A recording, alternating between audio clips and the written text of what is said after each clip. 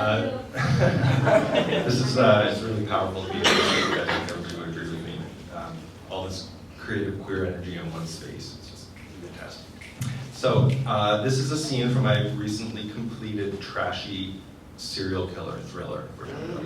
It's called Somebody's Watching Me. We walk into a smoky kitchen. Two women are playing cards at a table. One of them, long red hair and a tracksuit, is probably in her late 30s. The other one, short black hair, tight denim shorts, and a bikini top, isn't much older than me. Across from them, a heavily tattooed guy with a leather vest over a bare chest is rolling a joint. On the other side of the room, sitting in a rocking chair next to a wood stove, his hand out to scratch the top of a lazy Great Dane's head, is Junior Merlin. He's as huge as his brother is tiny, muscular arms and shoulders and a broad chest that presses against his tight t-shirt, a shaved head and a bright red beard. Then there's the eye. There are a lot of rumors about how Junior Merlin lost his left eye, everything from a bar fight to a cigarette stubbed out in an acid-fueled frenzy. But whatever the case, he's chosen a gruesome replacement, a blood-red glass orb. As we walk in behind Aunt and Carrie, the room goes silent. The girls look up from their cards. The joint roller pauses in his task.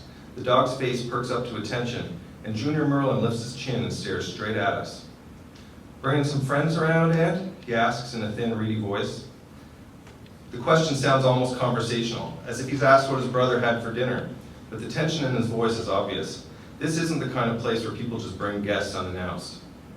"You're going to want to see this, Junior," says Aunt, ignoring the question. He turns to me. "Go ahead, show him." Every eye in the room is on me as I walk over and hand the backpack to Junior. He takes one long look at me, then grabs the backpack and holds it out in front of him, shaking it slightly as if trying to gauge its weight. "What the fuck is it?" he asks. His voice is slippery, as if it's coming through on a bad connection. "Just open it," says Aunt. Junior drops the bag onto the floor in front of him, then bends over, unzips the pouch, and yanks it open. For a long, drawn-out moment, he stares into the bag, and the rest of us collectively hold our breath.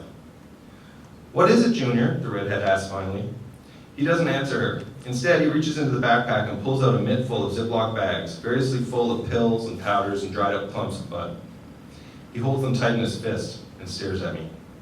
"Where the fuck did you get these?" he asks quietly. I glimpse my reflection in his eye, a tiny, terrified conehead in a miniature funhouse mirror. I open my mouth to speak, but no sound comes out. Aunt steps forward as if to explain on my behalf, but Junior holds out a hand toward him, palm forward, telling him to be quiet. "I want to hear about it from him," he says, and his finger jabs at me so assertively that I almost feel it in my chest. I swallow, and from somewhere I gain a rush of confidence. This guy's a drug dealer, and he might be dangerous, but he's not stupid, and he's not going to hurt me in front of all these people. I glance back at Quill. I can tell by looking at him that he's nervous, but ready to pounce if he needs to.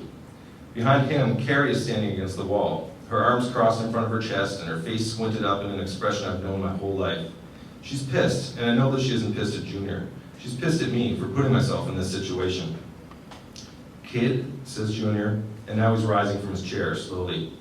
"I'm not going to give you another chance to tell me how you ended up with my fucking shit." He yells the last word and it jolts me out of my daze. "I found it," I say. "I found it in one of those abandoned cottages on the other side of town." "A cottage," he repeats, as if he doesn't believe me. "Yeah," I say, "one of the wandering surf guest cottages on McCaskill Road. I was there with my..." I swallow again, then turn to gesture towards Quill with my chin.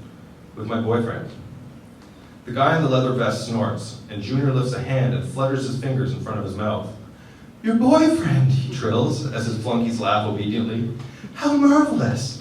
So you're telling me that you and your boyfriend just happened to be poking around an abandoned cottage, and you just happened to find a giant stash of drugs that just happened to be stolen from you last year?" I nod. "Except we didn't just happen to be there." I pause, wondering how much I should give away. "I was there looking for clues," I say, "into the catalog killer." There's a long and ominous silence that seems to stretch out forever. "I sure as hell hope you weren't suggesting that I had anything to do with those murders," Junior says. "Well," I say, forcing myself to meet his hard red gaze, "I guess that's what I'm here to find out." Thank you.